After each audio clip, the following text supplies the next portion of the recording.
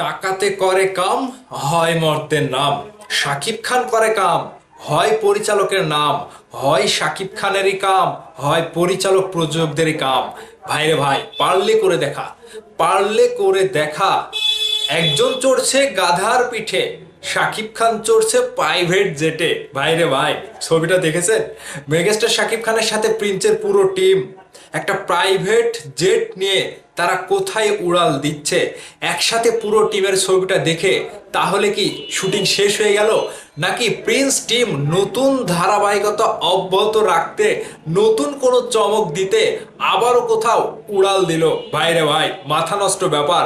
Megastar Shakib Khan তিনি টাকা দিয়ে, নাম দিয়ে কখনো তাকে অনন্য উচ্চতায় দেখতে পারবেন না। তাকে সুন্দরভাবে দেখবেন, দেখবেন তার জায়গাটা কোথায়। অনেক নায়ক আসছে, অনেক নায়ক যাচ্ছে, টাকার জোরে, নিজের মর্দানি না থাকলেও টাকার জোরে তারা নায়ক হচ্ছে, সিনেমা করছে, নাটক থেকে উঠে এসে সিনেমা করছে। কিন্তু শাকিব খান, ওই যে বললাম না, বাপ কা বেটা সিপাই খা ঘোড়া। তো এখন মেগাস্টার শাকিব খান এই ছবিটাতে যেভাবে আনন্দ খুশি মুহূর্তে তিনি সবার সাথে একসাথে ফ্রেম বন্দি হয়েছে, এই ছবিটা সোশ্যাল মিডিয়াতে রীতিমতো ভাইরাল। মেকআপম্যান অমিত আম্বারকার দাদার ফেসবুক পেজ থেকে আমি এই ছবিটা পেয়েছি, দেখতে পেয়েছি, যেখানে সবাই খুশি। এবার কথা হচ্ছে এই ছবিটা কিসের জন্য? তাহলে প্রিন্স সিনেমার ক্যামেরা ক্লোজ হয়ে যাওয়ার সময় তারা একসাথে ফিরে এসেছে? না, এখানে ঘটনা অন্যটা রয়েছে।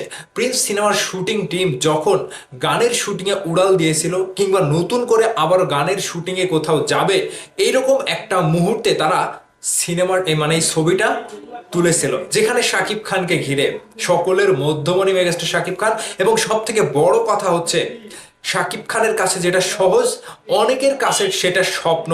শাকিব খানের কাছে যেটা বাস্তব, অনেকের কাছে সেটা ধোঁয়াশা। কারণ প্রিন্স টিম, আমি আগে থেকেই বলছি যে প্রিন্স টিম এমন কোনো জায়গাতেই বাধাগ্রস্ত হয়নি। প্রিন্স টিম এমন কোনো জায়গাতে ঠেকে যায়নি। এই যে প্রাইভেট জেট, বুঝতে পেরেছেন কি? প্রিন্স টিমের জন্য প্রাইভেট জেট, ওই একটি প্ল্যানে করে প্রিন্স টিমের পুরো সদস্যরা গিয়েছে, মেগাস্টার শাকিব খান সহ।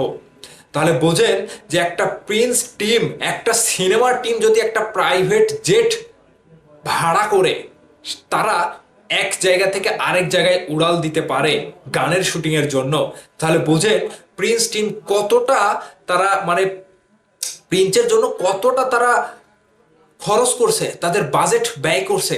বোঝেন, যেখানে অন্যান্য সিনেমার পরিচালক প্রযোজকরা শুটিং করতে গেলে শুধুমাত্র নায়ককে এক জায়গাতে পাঠিয়ে দেয়, পরে পুরো টিম নিয়ে কাটা কাটা যায়, কিন্তু প্রিন্স টিমের জন্য পুরো একটা প্রাইভেট জেট তারা নিয়ে নিয়েছিল।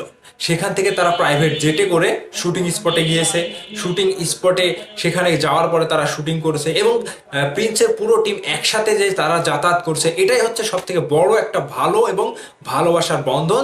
যে সকলে মিলে, বাংলাদেশের যত কলাকুশলী রয়েছে, শাকিব খানের কাছের যত মানুষ রয়েছে, প্রিন্স টিমে যারা ক্যামেরাম্যান ছিল, যারা মেকআপম্যান ছিল, যারা কোরিওগ্রাফির দায়িত্বে ছিল, সবাই কিন্তু একসাথে মেগাস্টার শাকিব খানের সাথে ফ্রেম বন্দি হয়ে একসাথে কিন্তু উড়াল দিয়েছে।